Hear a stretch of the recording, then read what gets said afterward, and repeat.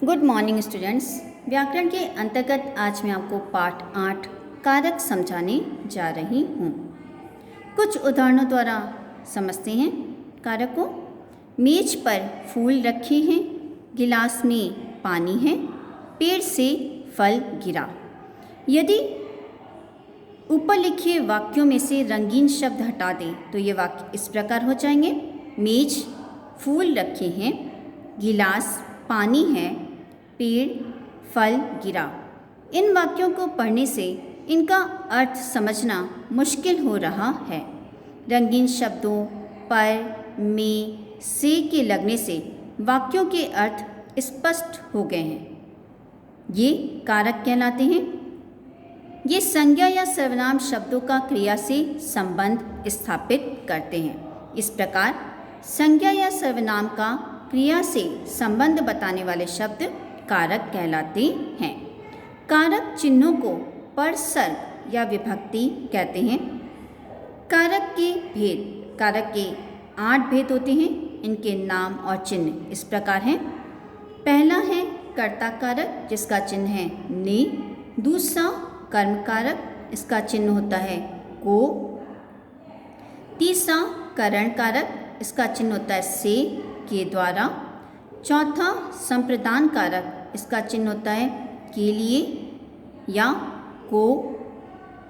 पांचवा अपादान कारक, इसका चिन्ह होता है से, लेकिन ये अलग होने के अर्थ में प्रयुक्त किया जाता है। छठवां संबंध कारक, इसका चिन्ह होता है का, के, की, रा, रे, री। सातवां अधिकरण कारक, इसका चिन्ह होता है में या पर। आठवां संबोधन कारक, इसका चिन्ह होता है हे या अरे। पहला कर्ता कारक, क्रिया को करने वाला कर्ता कहलाता है। जैसे राजेश ने पत्र लिखा।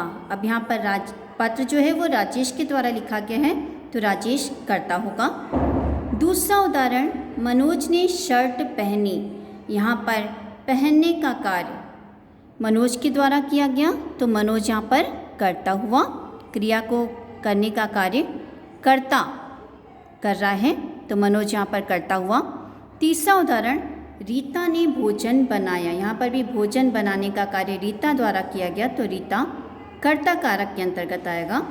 चौथा उदाहरण, नेहा ने दूध पिया। यहाँ पर भी दूध पीने का कार्य नेहा द्वारा किया गया, तो नेहा कर्ता कारक के अंतर्गत आएगा। कर्ता कारक के साथ नि विभक्ति का प्रयोग किया जाता है। इन उदाहरणों में आप देखेंगे सब में नि विभक्ति का प्रयोग किया गया है।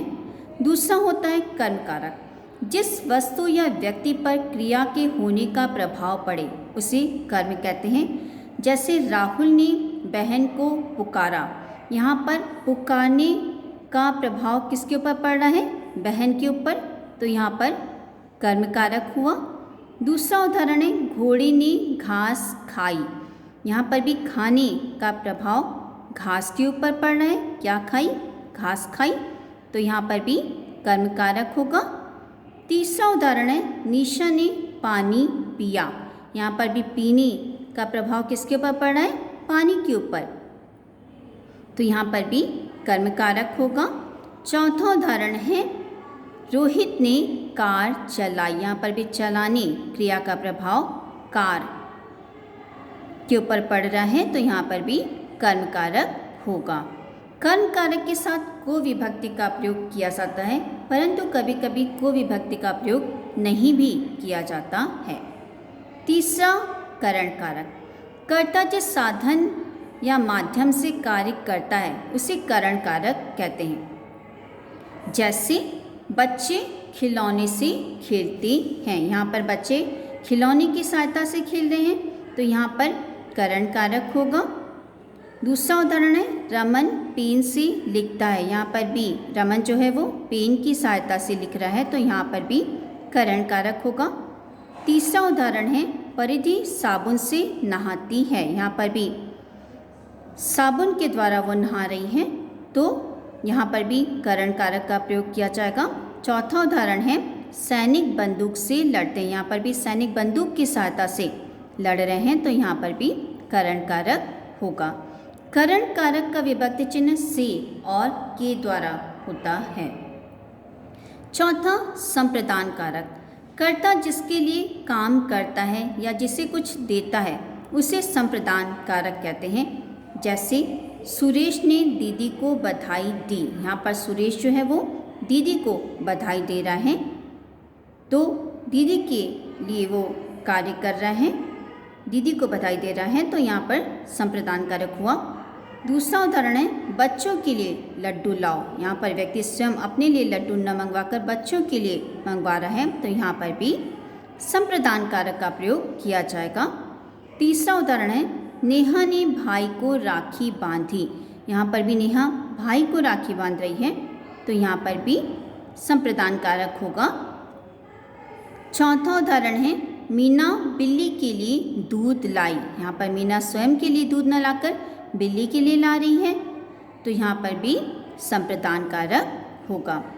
संप्रदान कारक के विभक्ति चिन्ह के लिए और को।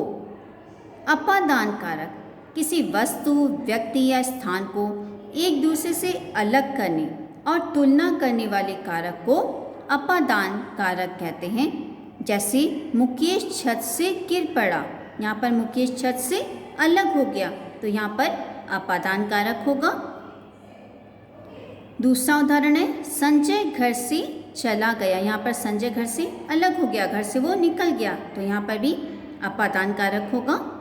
तीसरा उदाहरण है, खूंटी से कमीज गिर गई। यहाँ पर भी कमीज जो है वो खूंटी से अलग हो गई, तो यहाँ पर भी अपादान कारक होगा। चौथा उदाहरण है, सीमा रानी से मोटी है। यहाँ पर तुलना की जा रही है, सीमा और रानी की तुलना करने वाले अर्थ में भी अपादान कारक का प्रयोग किया जाता है, तो यहाँ पर भी अपादान कारक होगा।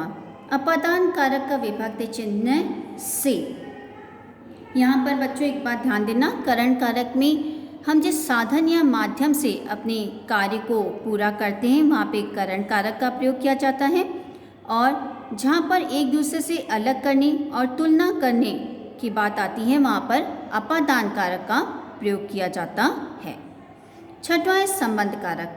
जो कारक दो वस्तुओं या व्यक्तियों के संबंध को बताते हैं उन्हें संबंध कारक कहते हैं। जैसे वह मोहित की बहन है। यहाँ पर मोहित का और उसकी बहन का आपस में संबंध बताया जा रहा है, तो यहाँ पर संबंध कारक है। अलका के पिताजी लेखक हैं। यहाँ पर भी अलका का पिताजी से संबंध बताया जा रहा है, यहाँ पर भी संबंध कारक है। सुरेश का भाई आया है। यहाँ पर सुरेश का अपने भाई से संबंध बताया जा रहा है, इसलिए यहाँ पर भी संबंध कारक है।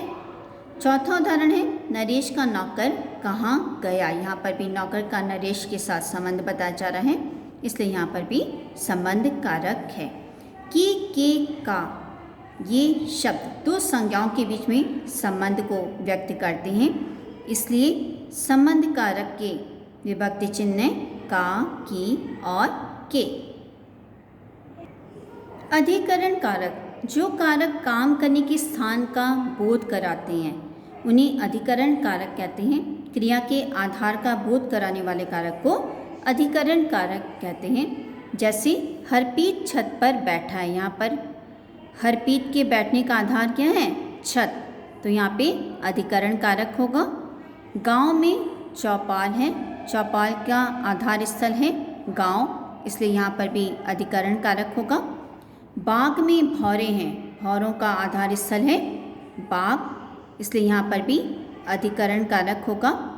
मछली पानी में है। यहाँ पर भी अधिकरण कारक है। अधिकरण कारक में पर और में विभक्तियों का प्रयोग किया जाता है। संबोधन कारक। जिस संज्ञा या सर्वनाम शब्द से किसी को बुलाया या पुकारा जाए उसे संबोधन कारक कहते हैं। जैसे हे ईश्वर मेरी रक्षा करो, यहाँ पर ईश्वर को पुकारा गया है। बच्चों इधर आओ, यहाँ पर बच्चों को बुलाया गया है, इसलिए यहाँ पर संबोधन कारक है। ओ अनुराग जल्दी आ, यहाँ पर भी अनुराग को पुकारा गया है, इसलिए यहाँ संबोधन कारक है। अरे आपका पर्स गिर गया, यहाँ पर भी उस व्यक्ति को पुकारा गया है जिसका पर्स गिर गया है, संबोधन कारक में संबोधन शब्दों के बाद संबोधन चिन्ह का प्रयोग किया जाता है। यहाँ पर आप देख रहे होंगे संबोधन चिन्ह का प्रयोग किया गया है। तो बच्चों, इस पाठ से आपने जाना कि संज्ञा या सर्वनाम का क्रिया से संबंध बताने वाले शब्द कारक कहलाते हैं। कारक के चिन्हों को परसर्ग या विभक्ति कहते हैं। कारक के 8 भेद होते हैं: कर्ता कारक, कर्म कारक, करण कारक, संप्रदान कारक, अपादान कारक, संबंध कारक, अधिकरण कारक और संबोधन कारक।